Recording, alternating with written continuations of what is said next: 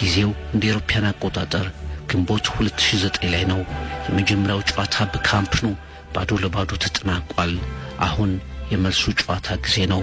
ባርሴሎና ከቼልሲ የቡድኖች አሰላለፍ እንደሚከተለው ነው።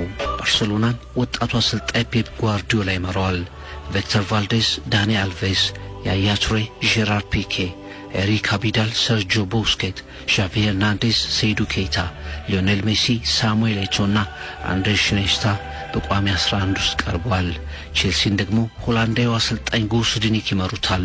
ፔተር ቼክ፣ ጆሴ ቦሲንጓ፣ አሌክስ ጆን ቴሪ፣ አሽሊ ኮል፣ ፍራንክ ላምፓርድ፣ ማይክል ኢሴን፣ ማይክል ባላክ፣ ኒኮላስ አኔልካ፣ ዲዲየር ድሮግባ፣ ፍሎረንት ማሉዳ 11ዱ ተሰላፊዎች ናቸው። 40 ሺህ አካባቢ የሚሆኑ ታዳሚ በተስፋ ተሞልቷል።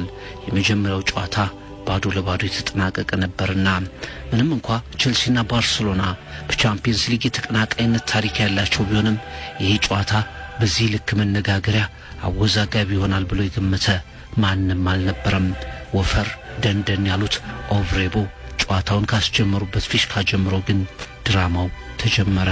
የቼልሲን ቀን የሰመረ የሚያስመስል ነገር ወዲያው ከ9 ደቂቃ በኋላ ተፈጠረ። ጋናዊው ማይክል ኢሴን ድንቅ ጎል አስቆጠረ። ቼልሲ 1 ባርሴሎና ባዶ። አሁን ጨዋታው መልኩን የቀየሩ በተለይም 4 ክስተቶች መከታተል ጀመሩ። ይሄ ውጤት ከተጠበቀ ቼልሲ ለፍጻሜ ያልፋል። በለቱ ጥሩ የነበሩት ሰማያዎቹ ሌላ ጎል ለማስቆጠር እየተጉ ነው። 23ኛው ደቂቃ ዳኒ አልቬስ ፍሎረንት ማሉዳን ፍጹም ቅጣት ምት ክልል ውስጥ ጠልፎ ጣለው። ዳኛው ሄሪንግ ኦቭሬቦ ሪጎሪ በመስጠት ፈንታ ከውጭ ቅጣት ምት ሰጡ። የቼልሲ ተጫዋቾች ተበሳጩ። የቴሌቪዥን የዳግም ምልከታ ምስሎች ሪፕሌይ ጥፋቱ ከውስጥ እንደተፈጸመ አረጋግጡ።